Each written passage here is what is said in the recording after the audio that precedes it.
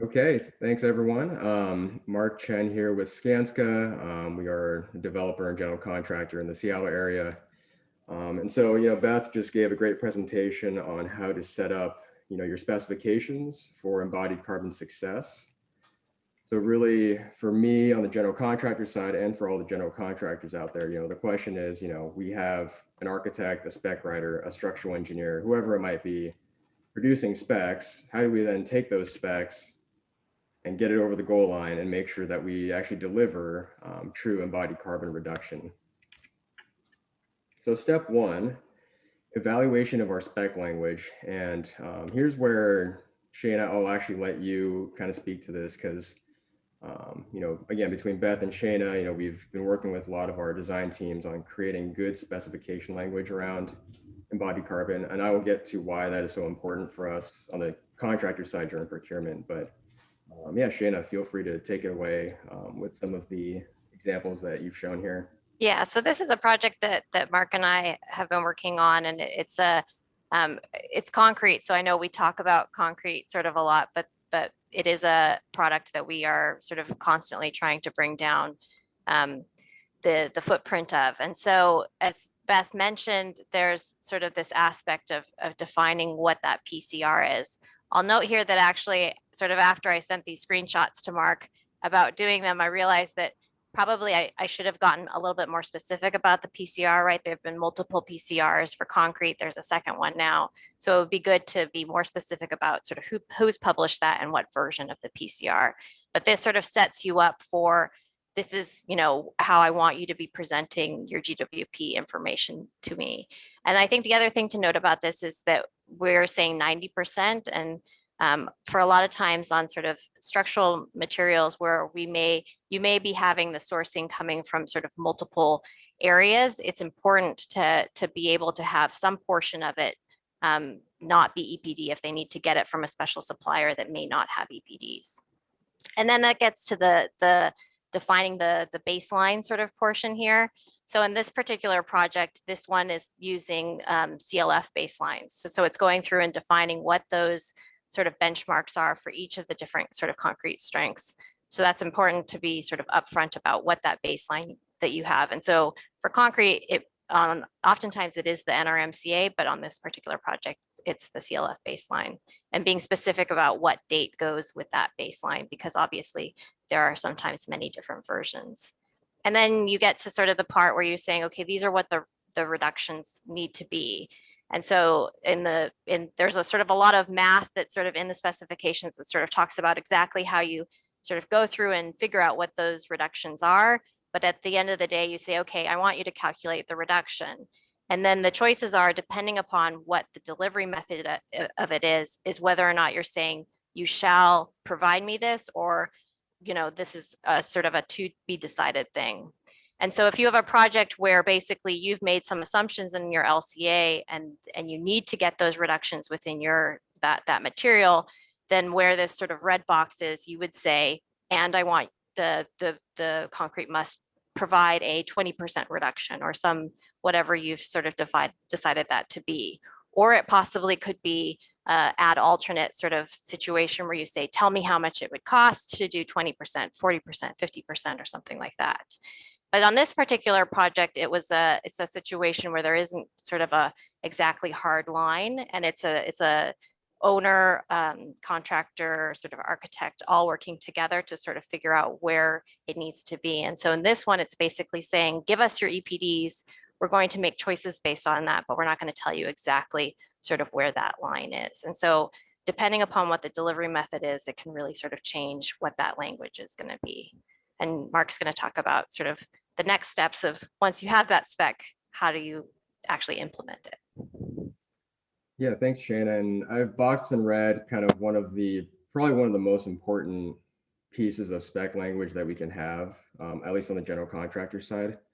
And actually, before I keep going, is the screen share working as far as the slides that are being presented? Okay, I have like this red box around like my Zoom window, so I was really scared that everyone was just looking at my face this whole time. But anyways, so like I said, when we have strong spec language that says here are your rules and boundaries around embodied carbon. And more importantly, we are going to be evaluating our subcontractors and suppliers on embodied carbon.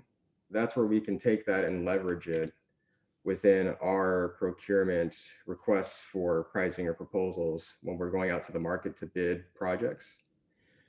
Because, what is a specification? The specification is the architect or designer or spec writer putting in writing what the owner wants. For us on the general contractor side, that specification is our contract obligation. Whatever's in the specification, we go out and procure and buy and price. And that is what, us as contractors are contractually obligated towards. So when there is explicit embodied carbon language in the spec, we can, again, leverage that when we're bidding out scopes of work.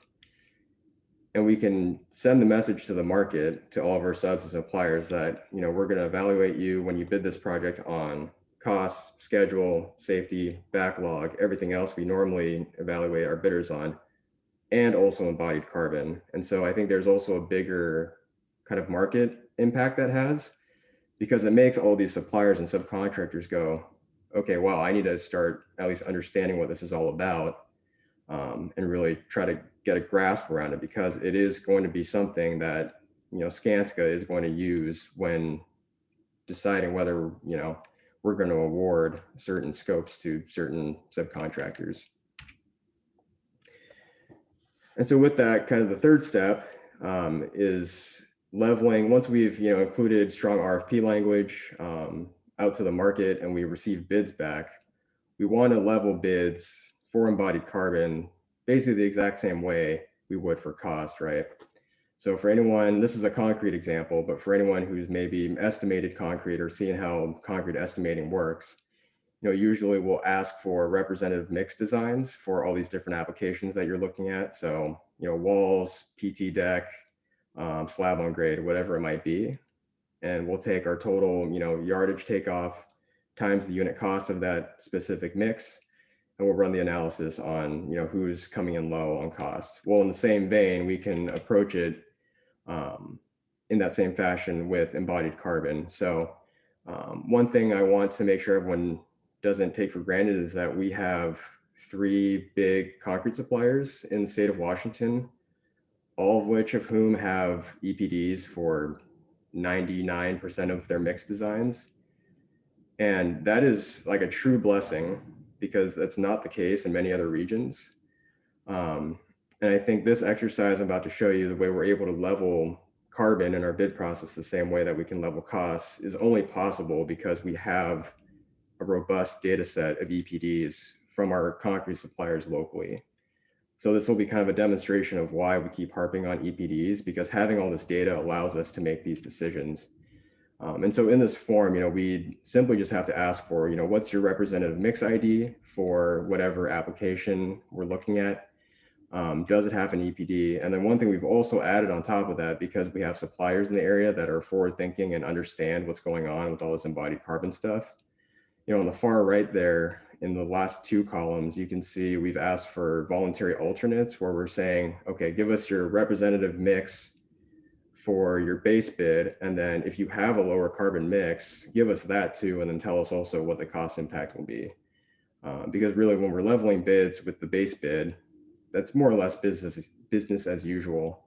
But with that voluntary alternate, we're giving our suppliers the opportunity to push business as usual, and actually give us potentially much lower embodied carbon mixes. So without making you all go cross-eyed, this is kind of like what the analysis looks like when we get all the numbers, get all the bids back from our bidders. So, I think especially when it comes to presenting this information to clients and owners, we need to make things simple and as easy to track as possible. I think for a majority of owners, when we're taking all this data and presenting embodied carbon information alongside cost, when it comes to our award decisions, we want to leave the Sankey diagrams out of it. We want to leave, the fancy bid leveling tables out of it. We just want to boil it down to like the bare bones minimum important information to glean from all the analysis that we've done. And so, once we've gotten all that bid information back, we can then crunch all the numbers, because we have all the mix specific EPD data for each application. And we can say, you know, between the three suppliers we're looking at, who is performing best on carbon and who is performing significantly worse on carbon. And so here in the example, you can see that just based on the base bid, supplier A, in this case, this hypothetical scenario, supplier A is the lowest on their embodied carbon emissions with their concrete. But because we gave that voluntary alternate opportunity for all of our suppliers, supplier B actually came in with an alternate that got them below that mark and really kind of pushed the envelope even more on our carbon reduction. And so it's been interesting to look at that. And obviously, you know, cost factors into that. For this specific case, like this lower carbon alternate did cost a little bit more, but it was something that we could come to the table with our owners on and say, you know, if we're not talking about embodied carbon, we would recommend this supplier, but because of the way we're looking at it this way, you know, this is something else you can factor into the decision when it comes to making procurement decisions. And so again, you can see kind of the spread between all of our different suppliers on carbon. And like Beth was showcasing before, I think it's important when we're talking about carbon in general to try and contextualize it into something that actually makes sense for people who aren't on these CLF calls. So you can see in this particular scenario, you know, there was like a 4,500 metric ton carbon delta between our highest emitting supplier and our lowest emitting supplier. And so that's roughly equivalent to 970 cars on the road for a year. So, you know, we're considering supplier C, but instead presenting this data and then awarding supplier B with their low carbon alternate, you know, that's the scale of impact we can communicate to our owners. Again, another thing, feedback that we've gotten in the past is that when we talk about carbon, I think a lot of us are all on the same page of, you know, we need to reduce carbon. It's something that needs to be addressed. Not everyone's going to really feel that same impact when they hear carbon. So just using words like carbon pollution, or again, contextualizing how many cars on the road 4,500 metric tons is, I think really helps people understand the big picture and what we're getting at. So the last part of this study, you know, we basically said, okay, supplier B with the low carbon alternate is our number one recommendation on carbon. We can present that alongside all the other metrics we track. We can also look at the percent reductions because, you know, everyone always talks about percent reduction. You know, what's the percent reduction we achieved on this project or for this scope? And kind of reinforcing again what Beth was talking about, we want to make sure we understand what baseline we're measuring from. And I know Chell talked about this, I think, in like the very first CLF meeting. When we're talking about reductions, we need to be very transparent about what baseline we are measuring a reduction from, because as you can see in this table, you know, if we're taking our highest emitting supplier, supplier C as our baseline, the numbers look like what you're seeing on the screen. But if we're talking about the 2019 CLF baseline, you can see that the numbers skew drastically. So when one project is talking about a 30% reduction of embodied carbon, that may be completely different than what another project is talking about with a percent reduction on embodied carbon. So this is kind of like showing true numbers and how that can get muddied, if that makes sense. If we're just talking about a percent reduction, we need to understand what that baseline is. So likewise, this is a carpet case study where again, we've taken essentially 3 different carpet manufacturers during our bid process and presented information on carbon alongside costs and performance and everything else. I think this scenario is pretty unique. You're probably not going to find too many projects or owners who are going to want to look at 3 different carpet manufacturers in a given exercise. But this same concept applies to, again, if Beth is writing into her specifications for acoustical ceiling panels, you have 3 choices, general contractor, you have Certainteed, Armstrong, or USG. This exact same exercise can be applicable there, where we can look at each manufacturer during our bid process and present the data. So basically what you're looking at, you kind of read through all the different labels on the table, but the first thing we're showing is just the general, you know, EC3, what is your kilograms of CO2 per square foot for this particular carpet manufacturer? And then below that, we can say, you know, if you're using, again, carpet manufacturer A as your baseline, how many more metric tons of carbon dioxide or carbon pollution are you adding to the project by potentially choosing manufacturer B or C? And so we've listed that out, you know, 1,500 metric tons for manufacturer B or 550 tons for manufacturer C. And again, trying to make this more relatable for the non-sustainability geeks out there. You know, what does that mean as far as cars on the road for a whole year? And then below that, we can also do the full analysis on the building and say, because you know, some owners want to track for your entire building, what's the total carbon reduction that we're tracking towards. And so that third kind of row there is showing between the different manufacturer selections, how much does that impact our total building embodied carbon reduction, in this case from the 2019 CLF baselines. So we can show the owner like, look, if you go with manufacturer A, we're looking good at 47% reduction. But if you go to manufacturers B or C, we're going to start sliding down by 1 to 2% on our total kind of project impact.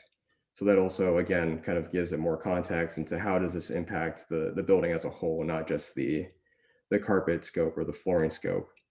Um, and then the last three things there at the bottom were just from an example, again, from a recent project, but we can also present it with things like, you know, does the product contain PVC?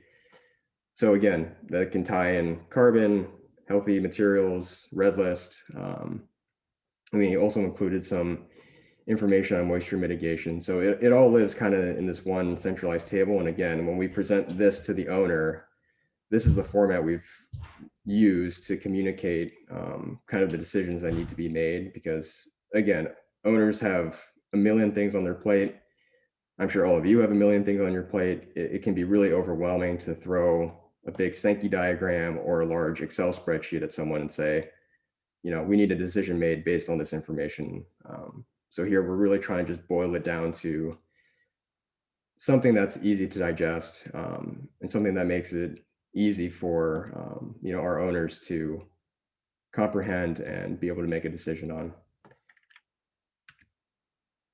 And then just also a friendly reminder, again, going back to what Beth was preaching, when we're doing these comparisons across different manufacturers, we have to make sure that the PCRs are the same across the product or the manufacturers, because again, then we're not really comparing apples to apples. So I just wanted to throw that back in there, in the context of, you know, this kind of carbon leveling exercise.